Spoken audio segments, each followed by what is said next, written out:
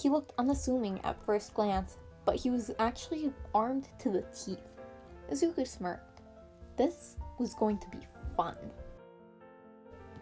Okay, scratch that. This was going to suck. All Might had pitted him against Bakugo of all people.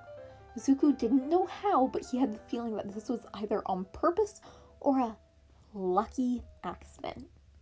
Either way, his teacher looked way too happy with the matchup. He supposed that All Might simply thought the two were friends since they went to the same school, but Izuku was not an idiot. He knew he had weak points and faults just like everyone else. He was just better at hiding them. Explosions, specifically the dust that they could easily kick up, and collapsing buildings, and the ringing silence that came out thereafter was something that could easily pull him into a flashback. He also hated sudden loud noises, but explosions were the worst. He blamed the childhood trauma. He knew this, which was why he tried his best to stay away from Bakugo whenever he could. It was also why he tended to do his vigilante work at night, when the flashier villains who would cause said explosions were not out and about. Diurnal heroes could handle those villains themselves anyhow. Though, there had been several times in the last 4 months that he'd had to act as Viridian during daylight hours. Like that bank robbery incident last week. Maybe that's why people were mistaking him for a hero? Because the police didn't arrest him for vigilism? All Might, Izuku asked quietly, making sure none of his classmates would overhear. I was wondering if I could switch opponents. I know this normally isn't something allowed, but I have bad reactions to explosions, and I was going to talk to Haunted Dog about working around it at the end of this week. Izuku was trying to be mature about this.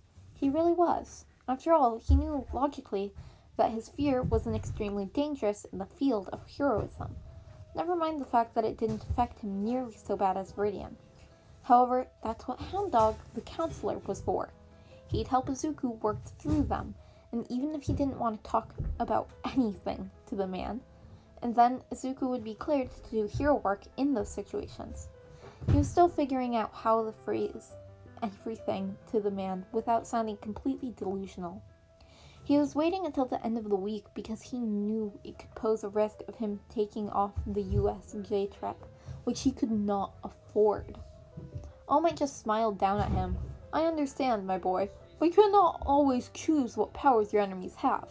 Even if it makes you uncomfortable, I ask that you still bear with the experience. If things start to get out of hand, I'll stop it.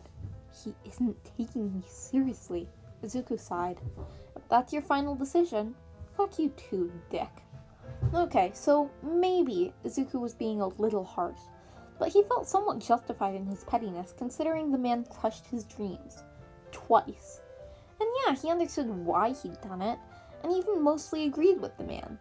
But Izuku was still bitter about the whole thing, and considering all that he'd been through, he felt he was allowed to be petty. Besides, All Might could have phrased it better when he crushed his dreams on, or, not left the quirkless kid alone on the very tall building the same day he'd been suicide baited and had his dreams freshly crushed. When the match started, Izuku took a deep, steadying breath. Uraraka. The girl looked at him. Bakugo will come after me. I'll distract him and keep his heavy hits away from you. Take this. He passed her a small canister. It's a smoke screen. He smirked. Try to use Ida's speed against him. Right. Uraraka grinned, taking it from Izuku with a smile. Go! Like a flash, Izuku and Uraraka bolted into the building. As expected, Bakugo met them on the second floor, heading them off. Izuku motioned for Uraraka to hide as he drew Bakugo's attention. You never change, do you, Bakugo? Shut the hell up, Deku! Since when do you even use my last name? That's what's got you so pissed? Izuku sighed as he saw Uraraka sneaking up the stairs from the corner of his eye. Bakugo Katsuki. We haven't been friends for a long time. I finally admit that now. He watched as the blonde flinched. Like I'd ever be friends with quirkless reject like you, he snarled, lunging forward with his all-too-familiar right hook. Izuku easily dodged, catching an arm with a well-practiced motion, using his side to pin him to the floor. It would have ended there if Bakugo hadn't used his other hand to fire an explosion at the ground, breaking the floor and sending the two crashing into the room below. Bakugo immediately jumped away and reared around to the offensive. "So, you've got some moves. Big deal," Izuku snarled. "You've still got nothing. You'll never be a hero." "Bakugo." Izuku flinched as another explosion went off. The smell of dust that the explosion kicked up and the sound of the ceiling crumbling at the edges of the hole dredged up some rather nasty memories. "You'll be alright, kid." Momochi smiled as he patted Izuku's head. "You'll make it out of this." I'm not a kid," he protested through thick tears. "Come with me. The others will be worried." He flinched at the sound of a nearby Nomu. "You know I can't. Tell Nomuri and the others I'm sorry. And stay safe, kiddo. Keep smiling." He gave Izuku his grin before standing up from their hiding place, leaving Izuku essentially buried in a safe hole Momochi had just dug for him. "See you in the next life." "Goodbye." Izuku smiled the best he could. "Uncle Haguri?" Izuku shook his head sharply, barely dodging a blow from Bakugo. He hadn't had time to think about Power Loader's death in a long time. The man had run out to draw the Nomu away from Izuku's hiding spot. All that he'd managed to find of the man after was a few blood-stained pieces of clothing and some bone. That was it. "I know you won't understand this, but there are bigger things for me to worry about than your approval." Izuku charged him, ducking under angry swings and dodging fierce blows. The explosions were starting to overwhelm him, and the smell of smoke and nitroglycerin filled his nostrils, mixing with the scent of ash and blood. He found that made it harder to remember when he was. He kept catching ghost-like glimmers of fallen allies or Nomu out of the corner of his eyes. Sometimes, when Bakugo reached for him with his hand, he overlapped with the image of Shigaraki, his eyes red, glinted in malice and perverted glee. Izuku wasn't sure if it was a hallucination or not. Don't kill him, the thought ran through his mind. He had to remember this was Bakugo, not a Nomu, not Shigaraki, Bakugo. He pulled back, restraining himself, fighting against the years of instinct screaming at him to do otherwise. He fought only at small percentages of his power. He couldn't go all out, not against another human, not against a fellow classmate, a child. The two finally jumped apart to catch their breath as Bakugo held up his hand, a hand that looked like pale and horribly dry from overuse of disintegration quirk. One finger hooked on the pin of his gauntlet, red eyes glinted in bloodlust as they thirsted for his death. "You know what this my quirk is, right? Well, nerd, what do you think these are for?" Izuku's eyes widened in startled realization as his vision focused on the present for that moment. Their sweat. "Stop! That will kill him!" All Might's voice rung out in worry, and Izuku heard the familiar sound of Shota in the background. "Sho? What's he doing here?" "Only if he doesn't dodge." Bakugo grinned as he pulled the pin.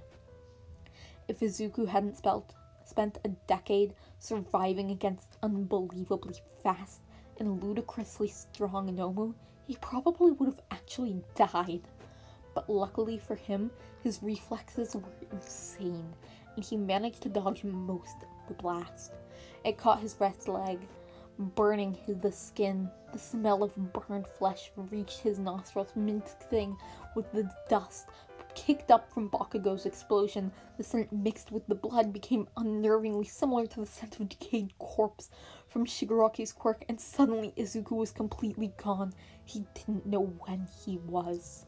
He was half sure his mind was playing tricks on him, but he heard some Nomu nearby. He glanced around him quickly and he slipped into stealth mode, hiding in the best spot he could find. He'd wait out for Nomu, and Shoto was smart enough to do the same. And if he was in trouble, Izuku would hear that too. He'd go to help him if that were the case. He had a promise to Zashi to keep. After all, Shota couldn't die. He wouldn't die. He'd make sure of it. But he also promised Dabi he'd look after himself, so he needed to survive. "You're doing great, Spitfire." Dabi's hand ruffled his hair. "You're doing just fine. Keep your knees bent a little. More. Yeah, just like that." He violently flung the thought out of his mind. This was no time to think of people long dead. They would survive no matter what. Shota was tired. Not that that was necessarily anything new, per se, but he was also apprehensive about his student's first heroics class. Never one to let his gut feelings lie, he decided to observe All Might's lesson. It was the man's first time teaching, after all, so he'd likely need a hand reining in 19 rambunctious, superpowered teenagers. He entered the observation room with All Might and the remaining 15 students as Uraraka, Ida, Bakugo, and Midoriya readied themselves for their battle. Shota, personally, was against the idea of Bakugo and Midoriya facing off against one another, or a battle exercise right off the bat, but he trusted that All Might had enough common sense to lecture the students on safety first. Something about the way Bakugo had nearly lunged at the green-haired child during the assessment the day before had rubbed him the wrong way. Though the younger boy hadn't seemed fazed by the unprompted lunge, Shota could see the way he tensed around the explosion that he'd almost fired off. He suspected this was a case of bullying or something similar, but with no evidence there was nothing Shota could do about it, except do his best to prevent any further altercations. Warily, he kept his eye on the match before him. He just had a feeling.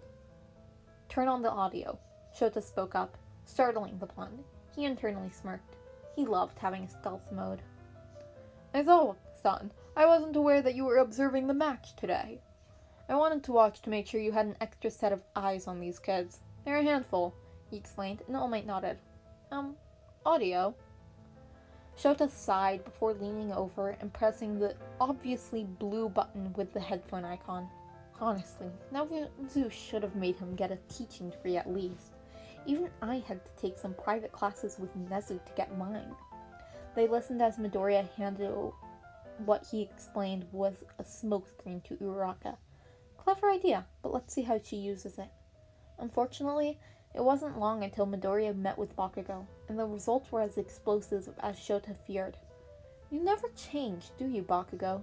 Midoriya smirked confidently, causing the blonde to bristle in anger. "Shut the hell up, Deku! Since when do you even use my last name?"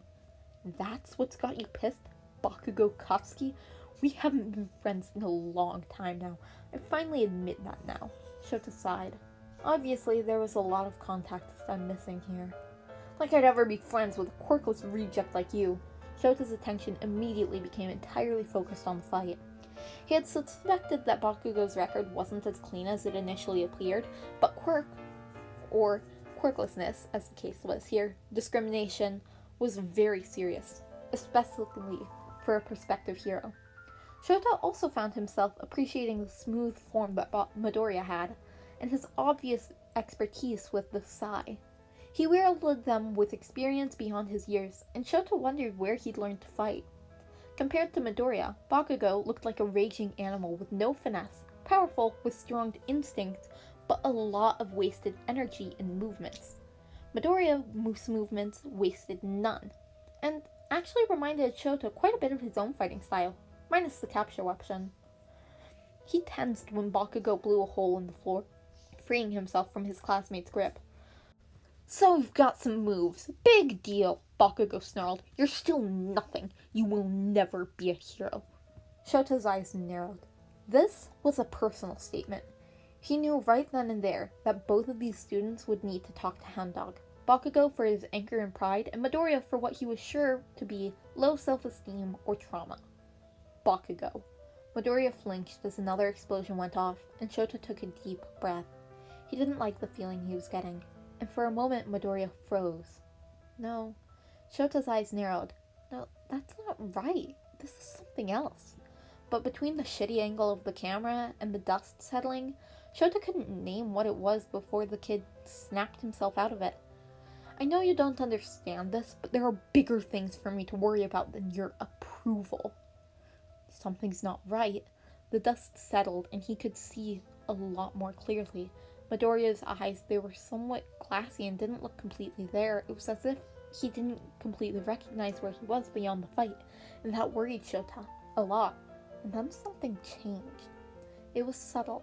The shift was one Shota only barely noticed. But Midoriya went from sparring fighting style to fighting for your life style. He caught Midoriya altering several moves at the last minute that would have been lethal for Bakugo if he hadn't changed course. That was when he decided enough was enough. He moved to stop the match before someone got killed when Bakugo spoke up. You know what my quirk is, right? Well, nerd, what do you think those are for? Guess what? Midoriya's eyes went wide in horror, as did Shota's. Stop! That will kill him! All Might shouted over the intercom. Bakugo, if you pull that pin. Shota started, but Bakugo didn't hear him. Only if he doesn't dodge. Shota felt anger well up alongside his fear as the pin pulled and a massive explosion took out their visual feed. Young Bakugo, is everyone okay? All Might asked, but Shota hit a button on the panel instead. Stop the exercise. Anyone continuing to fight will be expelled. Shota promised as All Might sent him an affronted look. I'm going to check on Bakugo and Midoriya. Call the recovery girl and make there's sure to be injuries. All Might nodded meekly and went to do as told. Stay put. Shota glared at the remaining students, who nodded and planted their feet where they stood. They'd looked half terrified, and that was of Shota. Then good. He'd done something right. His heart pounded in worry. Bakugo was leaning casually against the wall, acting like nothing was wrong. You are going to wait for me in Nezu's office. We are going to have a nice long discussion on why that was not okay. Argue or attempting to go elsewhere and you'll find yourself expelled. Shota glared, and Bakugo straightened in shock and nodded. I get the feeling this kid's never been reprimanded before. Newsflash, brat. UA doesn't cater to your inflated ego. Ida and Uraraka came down the stairs, worry evident in their faces. Aizawa-sensei? Uraraka asked. Go, join your classmates while I locate Midoriya, he ordered, and Ida herded the girl away. Shota was good at finding people. He had to be to find the crooks and rapists lurking in the back alleyways at 2 a.m, but he couldn't for the life of him find Midoriya, and that scared him. It wasn't until he finally caught sight of a few drops of blood on the floor, likely from cutting himself on the rubble, that his eyes focused on a deathly still figure hiding in the rubble. Wide green eyes stared around his environment as if tracking unseen enemies. He flinched, twisted, more like at unheard noises, and his breathing was almost non-existent. Shota realized that his student was stuck in some kind of flashback. Midoriya. No reaction. Midoriya Izuku. He tried again, noticing his student twitched a little at the sound of his given name. Shota? Shota blinked. Why was the kid using his given name? He decided not to question it right now. Yeah, kid. It's me. He carefully made his way over to him. Can you tell me where you are right now? Abandoned building. I can hear them nearby. Making a break for it would be too dangerous, though. Too many. Are you hurt? Midoriya's voice was scarcely a whisper, and Shota couldn't help but feel a little heartbroken to see the hardened and fearful look on his face. Just what had happened to the kid? He looked like a soldier in a war zone. I'm okay. Listen to me. You are at UA. You're safe. It's okay. Nobody is going to hurt you. He kept his voice calm and soft, and the kid blinked a few times in confusion. There's no one here but us. But I can hear them. Hear who? The Nomu. There was a short pause. Was that the name of some kind of group? Shota, are you okay? Sashi, Nomori, and Mamachi. Why was this kid calling us by our given names? And Power Loader too? Yeah, everyone's okay, Izuku. He rolled with it, calling him by his given name. And the kid relaxed substantially, so Shota assumed it was the right call. Recovery girl is waiting for you. Recovery girl? But she... His brows furrowed together before his eyes cleared a bit. Shota carefully placed a hand on the kid's shoulder and found Midoriya's hand grasping his arm like a lifeline. What am I? He asked desperately. The question made Shota falter for a moment. Not where am I, but when. It's Tuesday, year 2365. You just started your first year of UA Hero course, he answered quietly, and the boy froze for a moment before he melted into his arms. I'm sorry. I'm so sorry. I didn't mean to. Shota ignored the tears that were soaking into his capture weapon as he held his student. He reached up to his radio. All Might, I've found him. He's hurt, but nothing life-threatening. I'm taking him to Recovery Girl myself. He then turned his attention back to the obviously traumatized child. It's all right, Midoriya. You have nothing to apologize for. I must have confused you so much. And I'm so sorry. Shota didn't know why, but he got the distinct impression this kid was apologizing for something more than his breakdown. Regardless, he wasn't about to let his classmates see him like this, so he took an alternate route to Recovery Girl's office. Oh dear, she said the moment she saw Shota with an injured child student passed out in his arms. The kid had a death grip on him, even in his sleep. Training accident triggered some sort of flashback, Shota explained. He seemed to recognize me, though. Asked about Midnight and Power Loader. Strange. Her brows furrowed before she turned to tend to his injuries. Shota was barely able to tear the kid from his arms, and when he did, the boy whimpered lightly. He seems very attached to you. Choya grinned, giggling under her breath. I have to inform the other teachers about this development, he sighed. Call me when he wakes up. If he's still in the flashback, I should be able to bring him out of it. Right, dearie. Thank you for the heads up. With that, Shota closed the door behind him. Ugh, today sucks already. He shook his head. He still had to deal with Bakugo, but first he needed to inform the other teachers of the now obvious PTSD that Midoriya had, and had neglected to inform them of. He'd chew the kid out for that later. He sent off a quick text to his co-workers.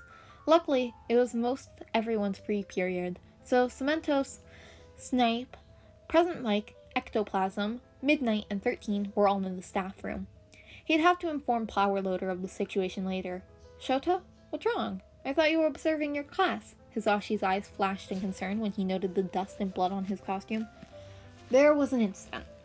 Bakugo disobeyed a direct order and used an attack of lethal force on Midoriya. The room stiffened.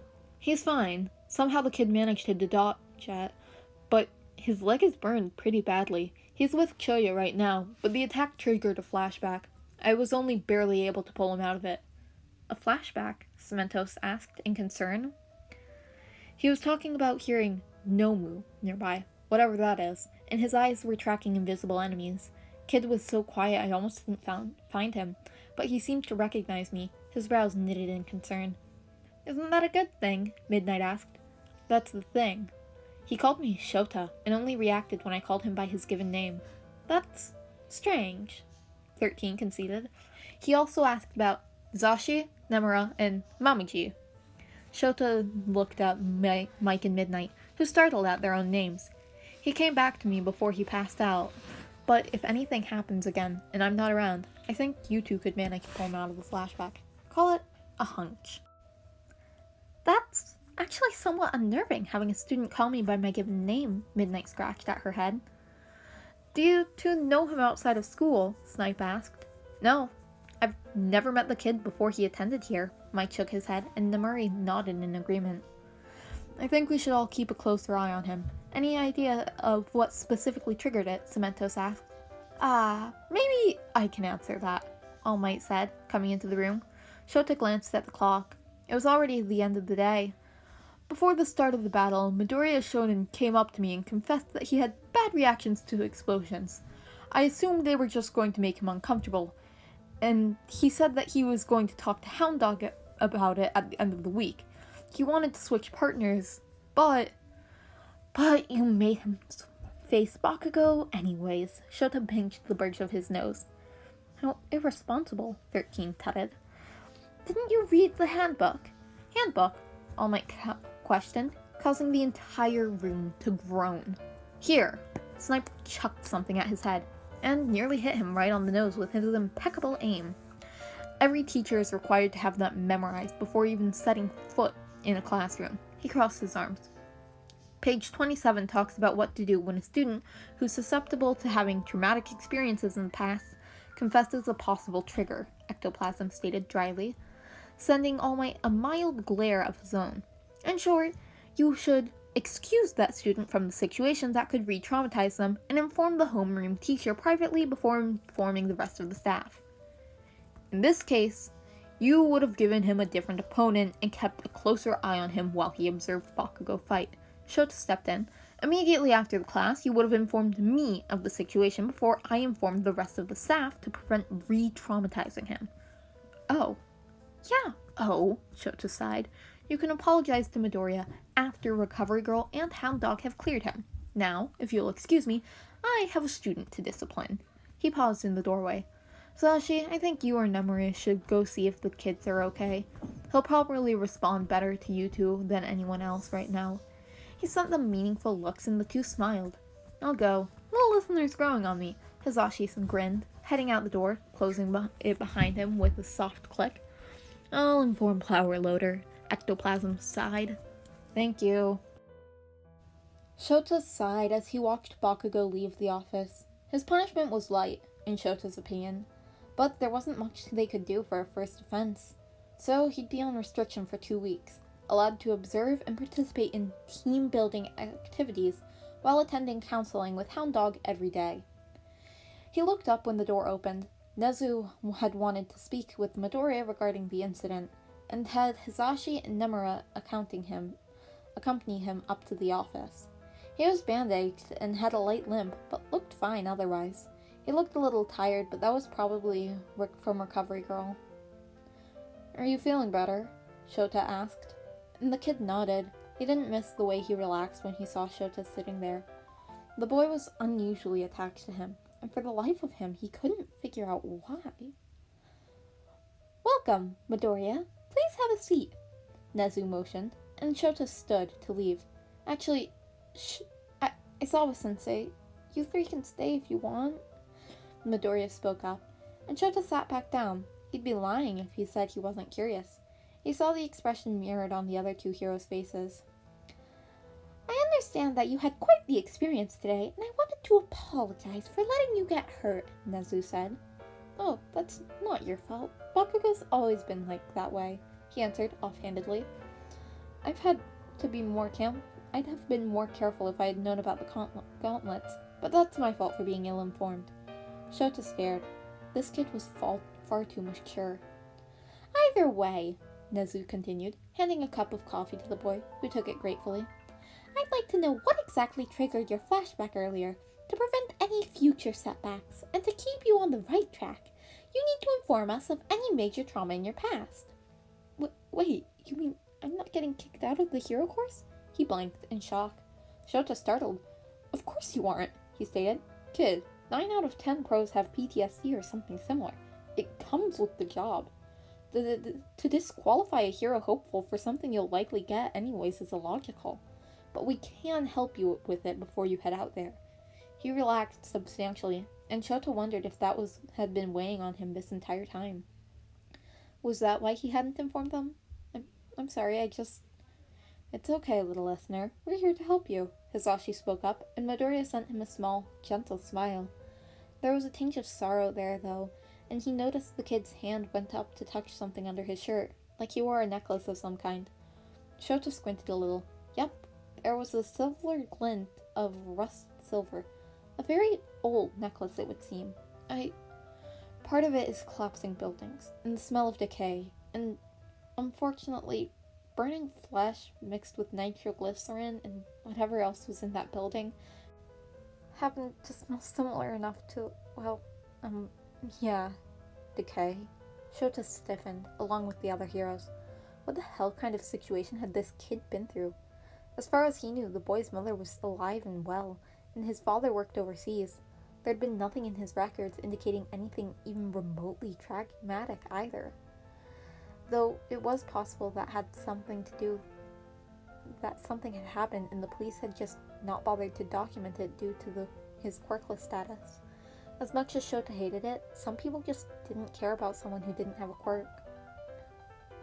Mostly, the biggest thing is silence. He spoke quietly, and Shota noticed it now. He shifted in his seat.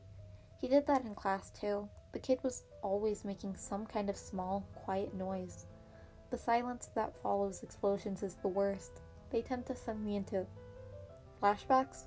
Shota finished for him. Yeah, so you saw that? He winced. Yes. Nobody else did, though. But you called me by my given name. Midoriya flinched lightly. I'm sorry, sir. I meant no offense. I'm not offended, just curious. The look on the kid's face told him the boy was embarrassed and ashamed, but his eyes told Shota a different story. Grief, regret, anger, loss. The emotions were overwhelming and Shota looked away, feeling like he was violating some part of the kid just from seeing that. Can you explain what kind of experiences brought on this kind of trauma? Nezu asked, gently. The kid looked out the window behind Nezu for a moment, and Shota was briefly afraid he'd fallen into another flashback. I lost some people that were very dear to me. It was a villain attack. There was this terrible silence afterwards. He gently touched the necklace. I'll never forget the scream. I had to knock out one of them because he wanted to go back for the other, but the kid's hand clenched and Shota knew what had happened. The boy had been forced to choose between two lives that were precious to him. Likely, if the kid had stayed to help the other, all three would be dead. This kid was way too young to have an experience like that, to have made that kind of choice. Namori looked ready to cry, and Hisashi looked heartbroken. Even Nezu looked mildly disturbed, though he quickly masked it before the kid could notice. At the very least, this kid already had what it took to be a pro. That, Shota was now certain. Not many people could even make that kind of choice. Nezu took a moment to process this kind of information. Thank you for telling us, Midoriya. I'd like for you to meet with Hound Dog every day. The kid nodded. I was going to meet with him at the end of the week. Good. You'll start that meetings tomorrow during your free period then, Nezu smiled. Now, on to the topic originally scheduled for today, the entrance exams. He leaned forward in glee, and Midoriya relaxed almost completely. If Shota hadn't seen how tense he was a minute ago, he wouldn't have suspected anything. It was like he was flipped a switch. The kid was way too good at hiding trauma. It looked like the staff needed to up their game. What exactly did you do? Well, I figured the robots were all connected in some sort of wireless system. Midoriya started, eyes shining and a smirk dancing on his lips. His meek posture from earlier dropped away, along with his nerves, and the kid that sat before them looked confident and happy. It was like night and day. Shota found himself thinking that the boy was far too used to dealing with flashbacks and trauma if he could bounce back this quickly. The test is dangerous, and even if each one was individually programmed, you'd still need some sort of emergency shut-off sequence, just in case. Of course, that applies to the zero-pointer too, perhaps especially the zero-pointer. Not every teacher here has the firepower to take down that thing should it rampage out of control, and if all of them do so, then there may not be enough time to prevent casualties. So, a remote shutoff is a must. I simply found the code in the smaller robot and hacked it to send the force shutdown through the signal. He sat back with a grin. Amazing! Nezu's grin matched Midoriya's. Not only did you manage to reverse hack it, you also did so in an unbelievable amount of time. He leaned forward again. Midoriya Izuku, would you like to become my private student? Shota stared a horrifying look with his friends. Oh shit. If this kid accepted the offer. Principal Nezu. Izuku leaned forward with a fearsome smirk of his own.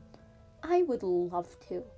The two cackled together and Shota felt a strong chill run down his spine.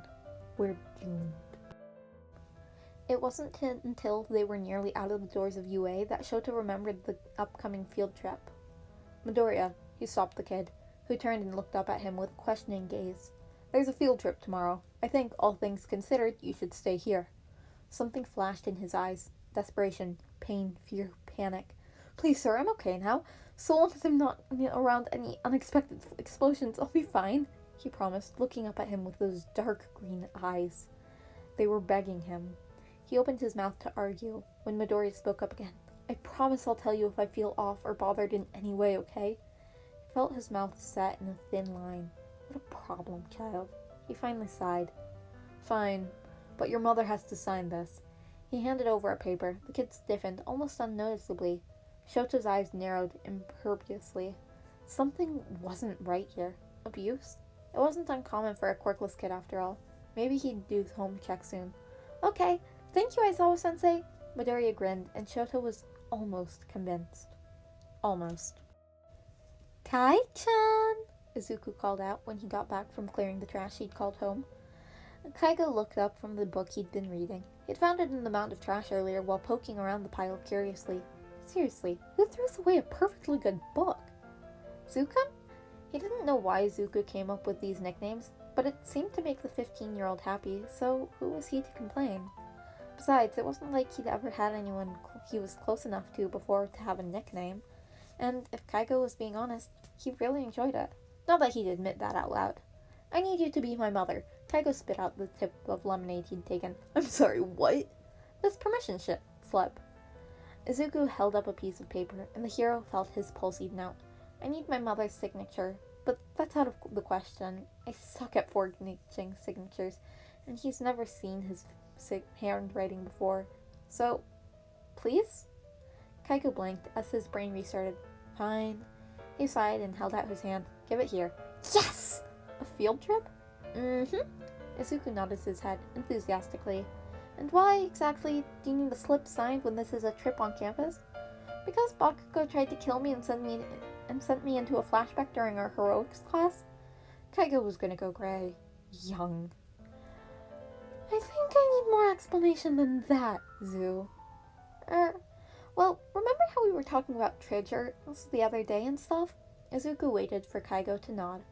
Well, one of those triggers happens to be explosions, or rather, collapsing buildings in the smell of explosions, especially when mixed with burning flesh. He sheepishly pulled up his pant legs to show a new scar. Burning flesh? He echoed. I don't know if I want to know right now. Maybe I should come with you to school, Kaigo groaned. I thought you'd be safe at UA. At least when you're on patrol, you've got Aizawa with you. Hold on. How did it get to that point? Who's your heroics teacher? All Might? What? Kaigo decided he was going to stop drinking lemonade before he choked to death. Yup. Izuku popped the pea, cheerfully, as if he didn't just drop 3 bombshells in a row on him. Izuku, you're gonna be the death of me one of these days, Kaigo sighed as he found a pen. Now, what's your He trailed off when he caught sight of the serious expression on Izuku's face. Please don't joke about that. I've seen enough friends die because of me. I don't want to imagine your death too. Not for the first time, Kaigo wondered what had happened to Midoriya Izuku. He was such an enigma. 15 and quirkless, yet he was Japan's most elusive and wanted vigilante.